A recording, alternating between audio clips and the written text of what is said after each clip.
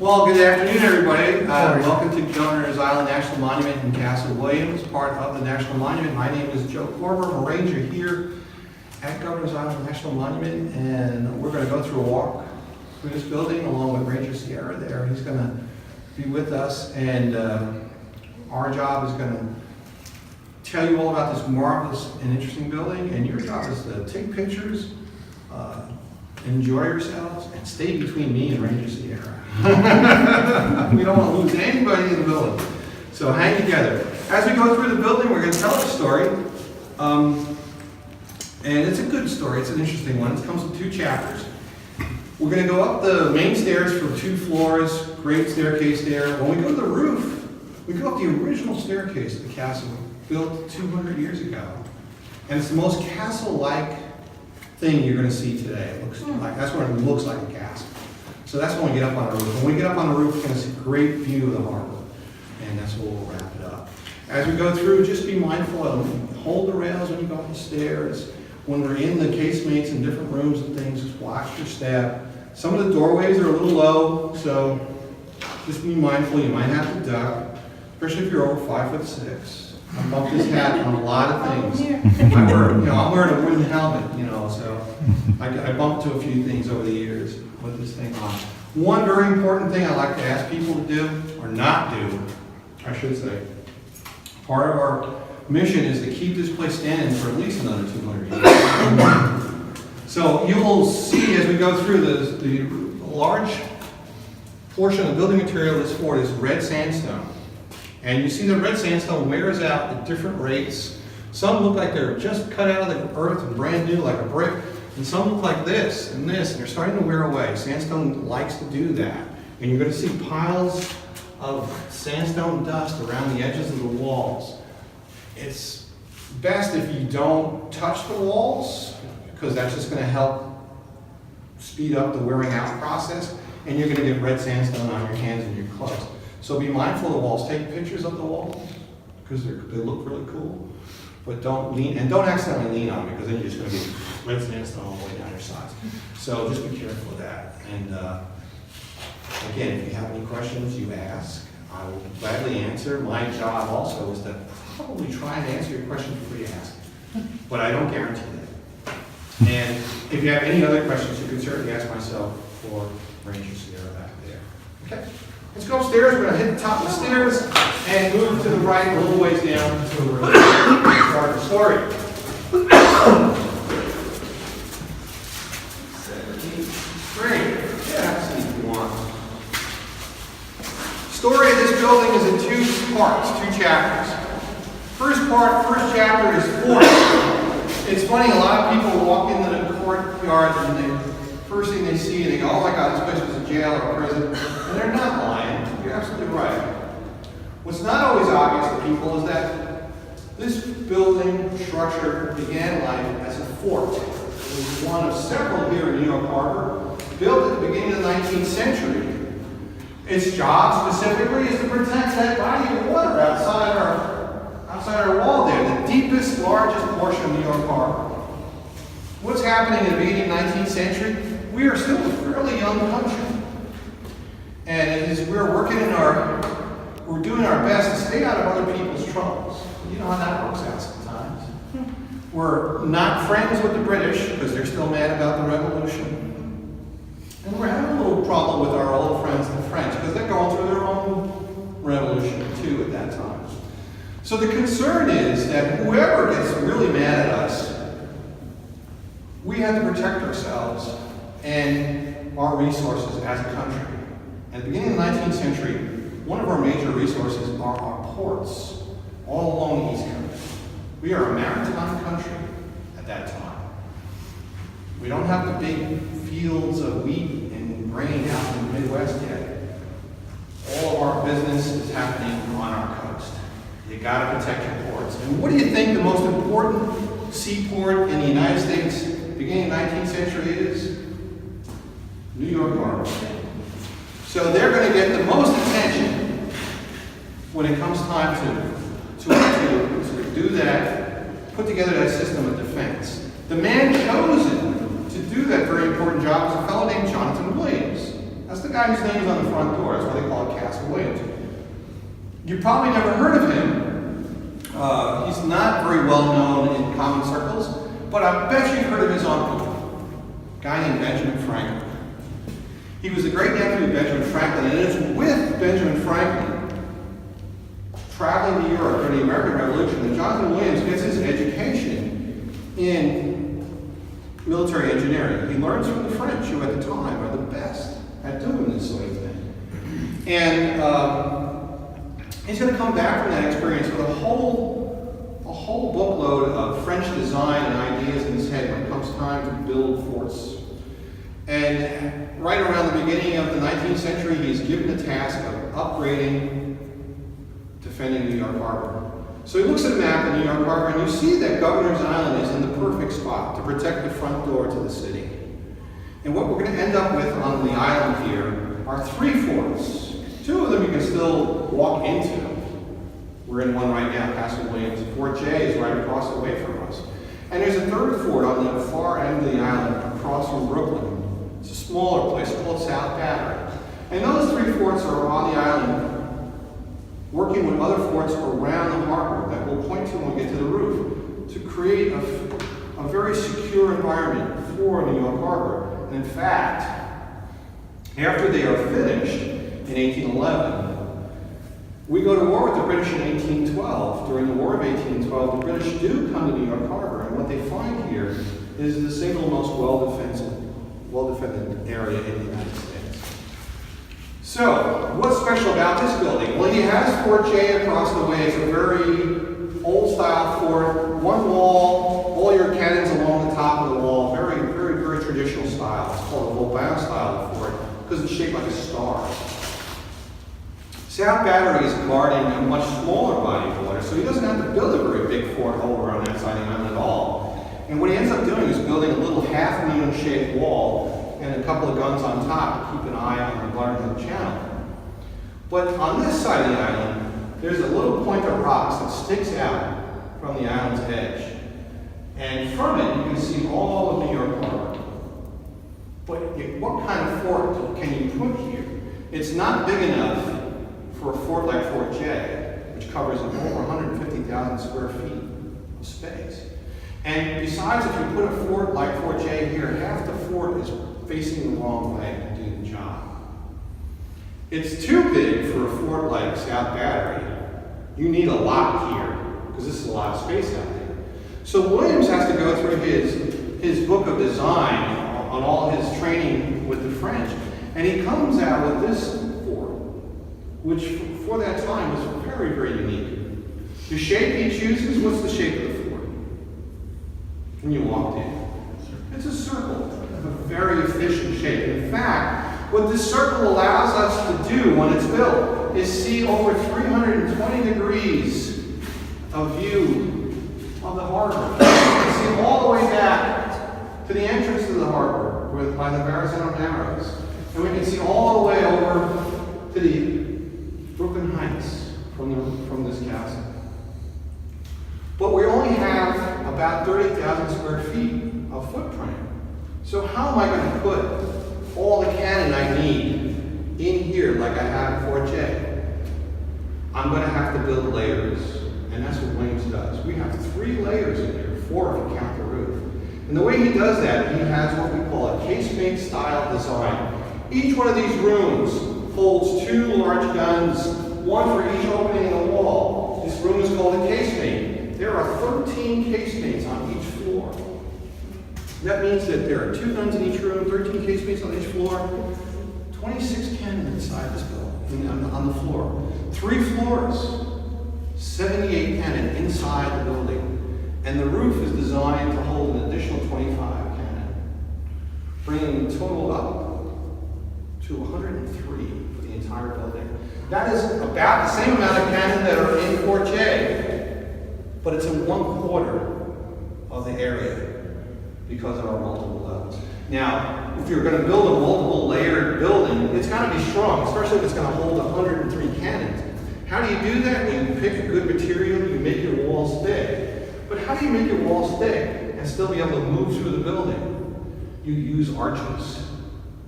arches are strong, and they're open. So when this building is built, I can move through the arches, and the building is still strong enough to support all the weight that's in here. The outer wall is on average 8 feet thick.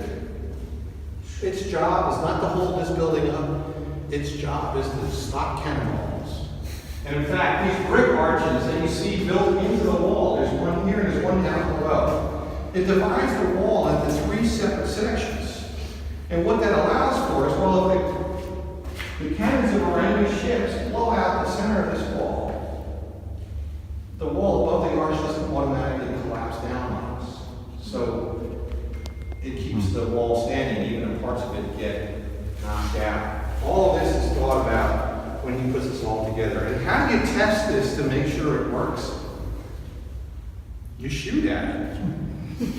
And that's what Williams does. After the building is completed, he has 2 ships from the American Navy go out to the harbor and test fire their guns at this fort.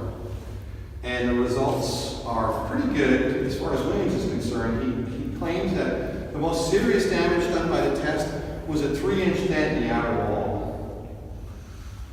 That's not a bad test result for this. One wonder where that 3-inch dent is now, but when you have an 8-foot thick wall, 3 inches is not a lot. So Williams is done with this fort in 1811 and 1812 to go to war with the English. By 1814, the English finally get here to New York. They roll into New York Harbor in the summer of 1814, and they look into our harbor, and they find this harbor bristling with fortifications, ready for a fight. And the English decide they're not the ones. They turn around and leave. The forts never fire a single shot at anyone. They do their job simply by being here, which, if you're the fort designer, is the best result of your fort. By simply being here, the forts are now doing their job without shooting at anybody. The good people in New York are very elite. Unfortunately, the good people of Washington don't have the same benefit of fortification. And the British do leave New York Harbor and go south. And within a month of being here, they're marching through Washington and chasing Dolly Madison out of the White House, eating her dinner and burning the place down. The lesson learned, if you want your city safe, put a couple of forts around it. What happens to these forts after the War of 1812? Like all good things, technology is going to outpace them. The city is going to grow, cannons are going to be able to shoot further, and what's going to happen to these forts is nothing wrong with their design, but because of where they're located, they're not going to be able to do their job effectively anymore. When this fort is built, we're at the extreme range of the classic guns that would have come here on Navy ships. We're about a mile from the city. But when those guns can start firing 2 miles and later 3 miles, well, if they get this close, well, they don't even have to come this close. And there's nothing we can do about it. So what you have to do is you have to build your new forts. You use this design, but you build them bigger and further away from your cities so that they can stop those ships before they get this close. So if you're around town here, for example, and you go to Bay Ridge, Brooklyn, you might find a place called Fort Hamilton. It's the next generation of fortifications. If you're in Staten Island, you might find Fort Wadsworth, right across from Fort Hamilton. Again, the next generation. Moved further away, bigger. Same style, just newfangled, different technology, a little bit more advanced technology. They even built another level of fortification on the other side of the city. If you're in Queens, the Bayside is Fort Totten, and right across from Fort Totten is Fort Schuyler. Those are probably some of the last forts built in the United States at all. What do you do with these old forts? Well, you either knock them down, give them back, or find a new job. And, well, that's what they do here. They find a new job for us. And that's chapter 2 of this fort story. And the longer chapter, because it was going to be the jail longer than it was going to be a fort. So let's head upstairs and talk about jail. The prison, if you will. 1930s. So where we're standing, we'll be out in the middle of the air right now, because the catwalk was ended right there. So things are a lot of different changes and upgrades go through the castle and the history. When did the concrete come in? I'm going to tell you.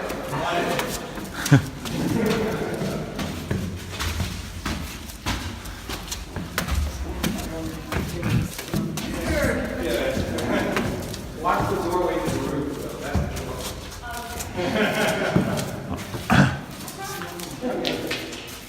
the The doorway to the roof is the real short one. So we go up here, and this is we talk about part two. Part two is, well, we don't have cannons in here. We don't have cannons in here anymore. We have people in here. By far, the most people that were in here was during the Castle prison history. The prison history starts in 1861, September of 1861, in fact. The first prisoners are brought here. We're in the middle of the Civil War here in the United States, and the battles are getting bigger, and no one actually planned what to do if we had prisoners of war, because they really only thought that the war was going to last about 90 days. In fact, a lot of Army regiments were recruited at the beginning of the war, and the length of the enlistment was 90 days, 3 months, you'd be done. Of course, that was not true. The war goes on from 1861 to 1865. In September of 1861, the United States captures Fort Hatteras in North Carolina. And the soldiers defending Fort Hatteras are put aboard ships and brought here to New York Harbor. The enlisted men are put here in Castle Williams. Their officers are going to be placed in barrack space in Fort J.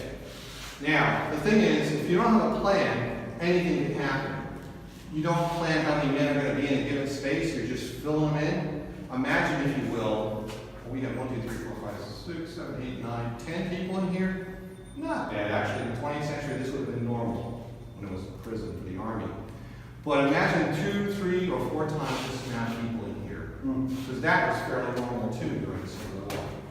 And it was a case of they would bring guys here first and then move them on to other places more appropriate. But for the time that they were here, this is when the problems occurred. And it was a constant scenario of the building would fill up, almost getting overcrowded to the point where they had to set tents up outside. And you would have 40 or 50 or sometimes 60 men in each of these rooms. And when you had that situation arise, well, hey, look around. There's not a whole lot of amenities in here. There was no plumbing. The windows weren't covered. It was not designed for human living space. It was cannon living space. And what we end up with is a 20% mortality rate, because when you put a lot of people in a space with poor sanitation, people are going to get sick, and that's what happens here in Castle Williams throughout the Civil War, on and off throughout in stages. 20%, 1 in 5 prisoner is going to get ill and die. And it's something that's happening actually on both sides. The prisoner of war situation is devastating on both sides. You may even have heard of Andersonville, which was a Confederate prisoner of war camp down in Georgia. That was an absolute travesty. Well, we had some Andersonvilles up here in the north, too. Maybe not as well known, but it happened here in the harbor, in Elmira, New York, on Johnson Island in Ohio, different places. So the prisoner of war story for the Civil War is basically the first real time anybody's taking a hard look at it here in the United States. When the war is over, and things have gotten back to normal, the Army once again looks at this building and what they're going to use it for. And what they decide to do is turn the building into a disciplinary barracks, which is an Army's word for jail for soldiers. And through the end of the 19th century into the 20th, they're going to convert the whole building, remove what's left of the cannons out, install the kind of things you need if you have people living in here. So eventually you're going to get plumbing, and you're going to get heating and windows on your opening and on your walls. And in the 1930s and 40s, they're going to totally modernize the building. Now, obviously, modernize as modern as you can get it. And that's when they're going to put the concrete floors in and install that staircase and then close this whole building. So I'm not standing on a catwalk anymore when I walk out. I'm standing inside the building.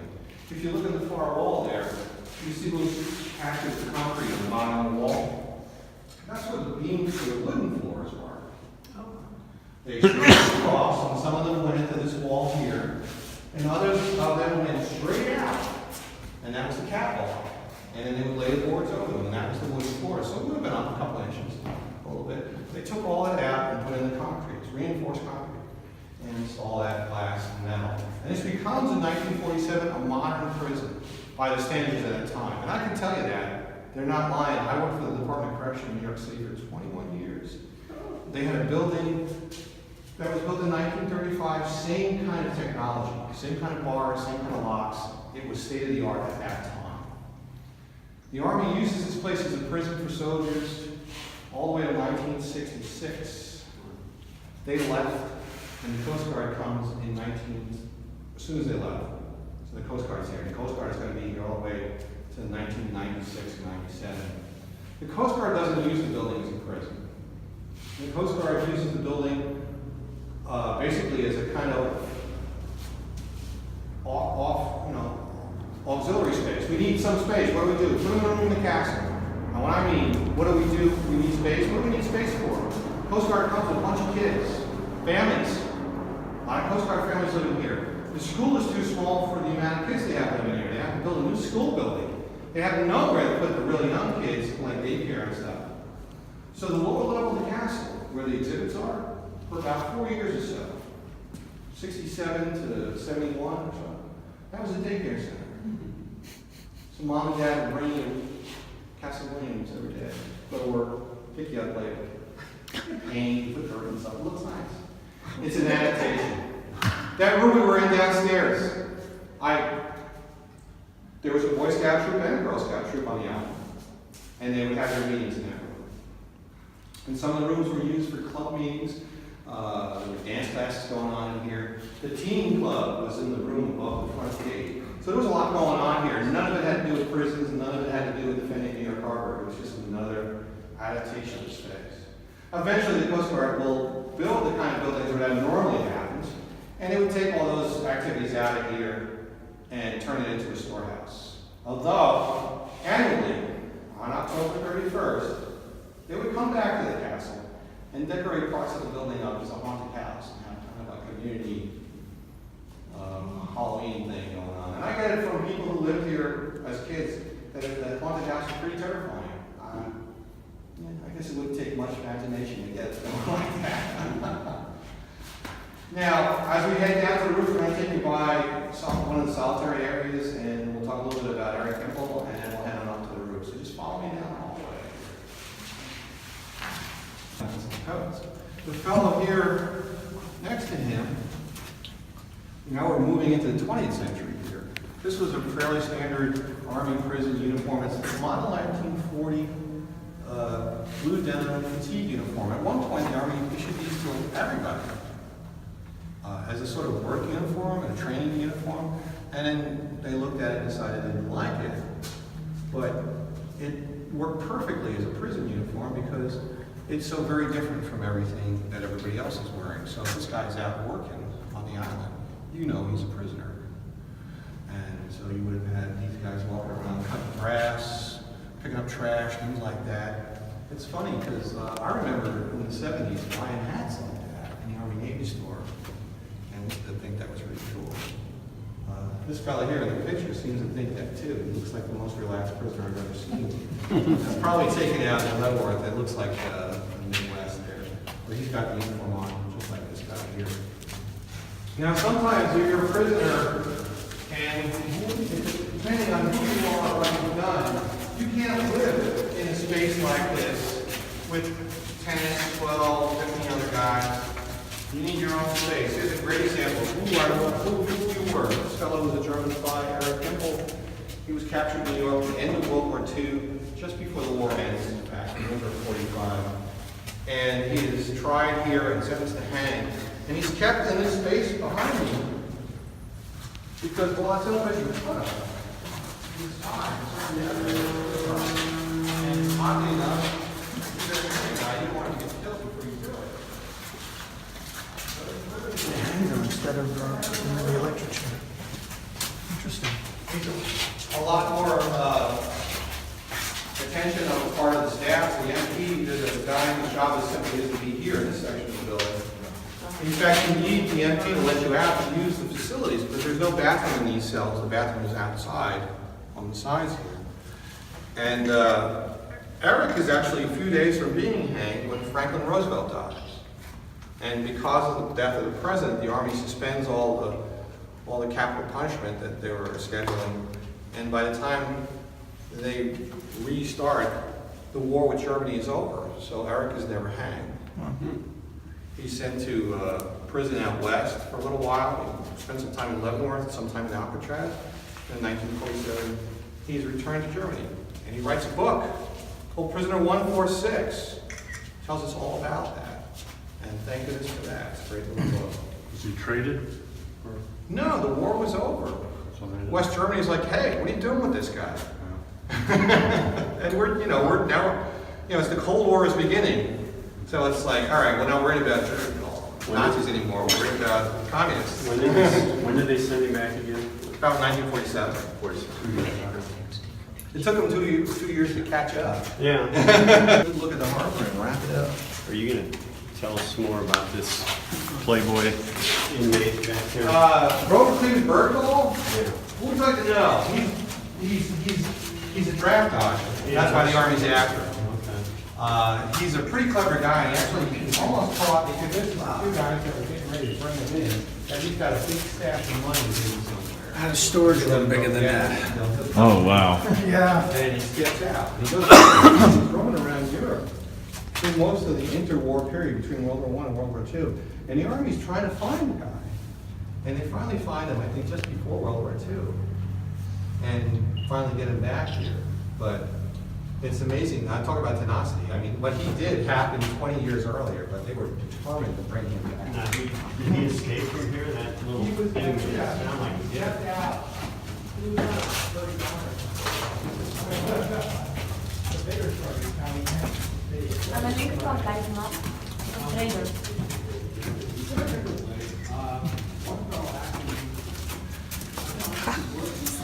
I know, it's very cool. Okay, I'm just gonna, you're gonna tag me and everything anyway, so I'm letting you take the pictures.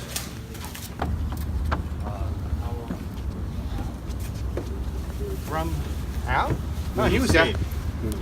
He was out for a long time, like from World War I to the 30s. Oh, his escape was Yeah, back. his very beginning. And then they brought him back later. They finally brought him back. I got He you. was in Europe, Okay. so he was harder to find. Oh, yeah. Wow. Okay.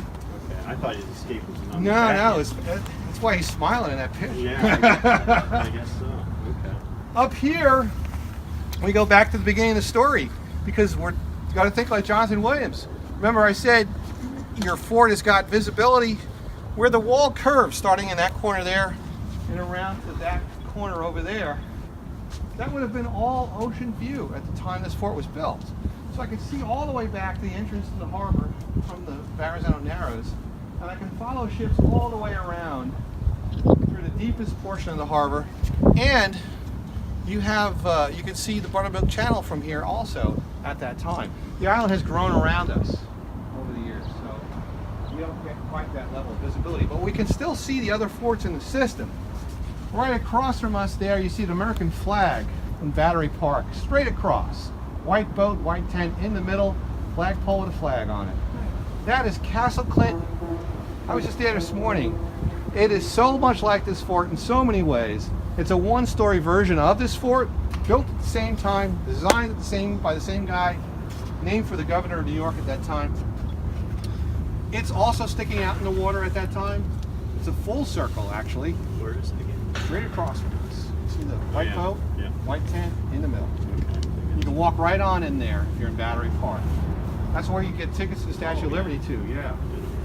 And so what's happening there is that the guns of Castle Clinton meet the guns of Castle Williams right in the middle of the harbor. So you get an overlapping field of fire right here in front of New York. If you look over here to the left, past the cannon muzzle, you see Ellis Island. And that's the Great Hall is put there in the 1890s. Before they built that building there, it was Fort Gibson. Fort Gibson was actually knocked down to make room for that building. Fort Gibson would have been there when we were here.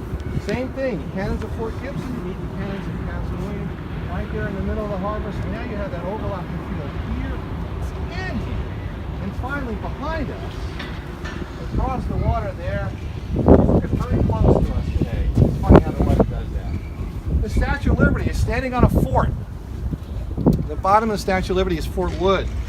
Fort Wood is a star-shaped fort. It's an older style, but the guns of Fort Wood were put there same time our guns. Same strategy. Guns of Fort Wood beat our guns in the middle, creating this overlapping field of fire here. Now we have it here, here, and here. All of this now makes this screen of fire. You have the guns of Fort J, which are behind those trees now, but it would have been wide open spaces. So any ship coming this way, and this is where the big ships are going to come, we're going to be under a lot of fire the whole way they're coming in. And that's when you as the admiral decide, is it worth it? And Admiral Corcoran decided it wasn't. Every one of these forts eventually will get new jobs. Castle Clinton goes through a whole litany of jobs. It was an immigration station before there was an Ellis Island. It became a theater called Castle Garden. It would be the home of the New York Aquarium in the 1890s into the 1940s, before we moved to Coney Island. The New York Aquarium was right there. Ellis Island, of course, opens up in 1890 and operates until 1955. And in 1886, well, they needed a place to put Lady Liberty. And the Army was like, hey, we're not using this fort anymore. Put it here. They fill in Fort Wood, build this pedestal on top, and put the statue on top of that. If you want to get a good nose-to-nose look at her, there's a lovely hill down the side of the island here, about 80 feet high. It's a nice little walk. There's a trail. When you're on top of that hill, you're directly across from Statue of Liberty. So if you haven't done that, it's nice to do. All of these places will eventually end up doing their jobs together again. It's funny. They all started working for the Army, and like myself, got a second career working for the National Park Service. And Castle Williams and Governor's Island has also returned to the family once again.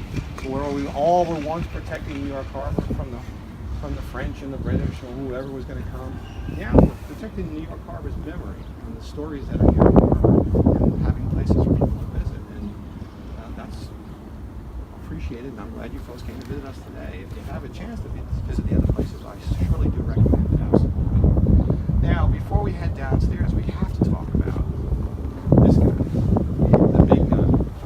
Because there's a thing about him down below. That is a 15-inch Rodman gun. Now, that was that was cast somewhere between 1863 and 1866. We have two on the island. I forget which one that one.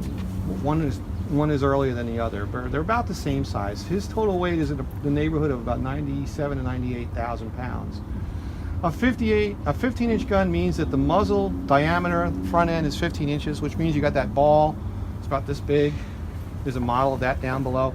It takes 4 guys to lift that cannonball and load it into the muzzle of that gun. The whole process of loading and firing is about 25 to 30 minutes. There's 12 guys on a crew because you have to move it, turn it around, move it back, load it up, turn it back around, move it forward again, and then fire it. They're used to knock down very large things like fort walls and buildings and such. Why is he sitting up here pointing at our beloved New York City? We have no beef with New York. This island was also an arsenal for the U.S. Army, and as these guns started coming back from the field after the Civil War, they were brought here to the island for storage. Some you can put in a warehouse. Some are too big for a warehouse. So they ended up in places where people could see them, sort of like a very large lawn ornament, really. There were 4 of those guys up here at one point, all pointing out at the city. They're obsolete by the end of the 19th century. We're moving towards breech-loading guns and much bigger guns. So they're up here now as a sort of trophy, as sort of, almost like an outdoor museum. At some point in the island's history, before, in the early 20th century, when you look at photographs, you see a lot of old cannons and cannonballs all over the island because they were on hand and the Army used them as decorations and such. After 1941, they all disappear from the photographs because in 1941, what's happening? World War II. World War II starts, the Army gathers up all the unused metal that's not doing anything and recycles it for the war effort. So what do we have left? We had 4 guns on this roof, now we only have 1. There were probably about 50 or so in Fort J. Right now there's about 1, 2, 3, 4, 5, about 6 in Fort J. So we're lucky they left some for us. But at one time there were lots of them up here. And at 98,000 pounds each, that's a pretty good testament of how strong this building is. It's holding that all that weight up. And that's the story of that fella. If you have any other questions, well, we're going to be downstairs. Once we get everybody down, we're going to go down the way we So came. how did they bring that up? In pieces. The bottom part comes apart. See all the bolts and things? The one biggest single piece is the barrel. Right. So what do? You build a crane made of large timber, and you lean it over, and you have rope probably that thick, and you have soldiers and mules and pulleys as big as car wheels, and you bring that guy up here and you swing it over and you put it back together again. And they do that because you know what? They got nothing else to do. That's their job for the day. You got to take it down again too. Remember that. Will it still fire, or? I wouldn't even try to fire that now. I know you would have Oh, to. you'd have to make sure it's. I would be hesitant because that took 50 pounds of 50-pound charge, and that gun is well past its prime, and it's iron, so it might blow apart. When they loaded that thing, did they had to tip the, Well, you could elevate it Back? depending what your you would. to load the, whole thing slides back, right, and then you turn it around okay. on the rails. When you loaded with the cannonball, you'd have to Well, you push it in and then you elevate. push it back. Yeah, and then they you have the raise it rammer, up. yeah. Okay, And then you turn it back around and you move it forward again. okay. And then boom. And then the recoil moves it back too. Yeah. And it's probably, well, there was a big medical pensions for artillerists, always about lost here. Oh, yeah. All right, we're going to head down the way we came.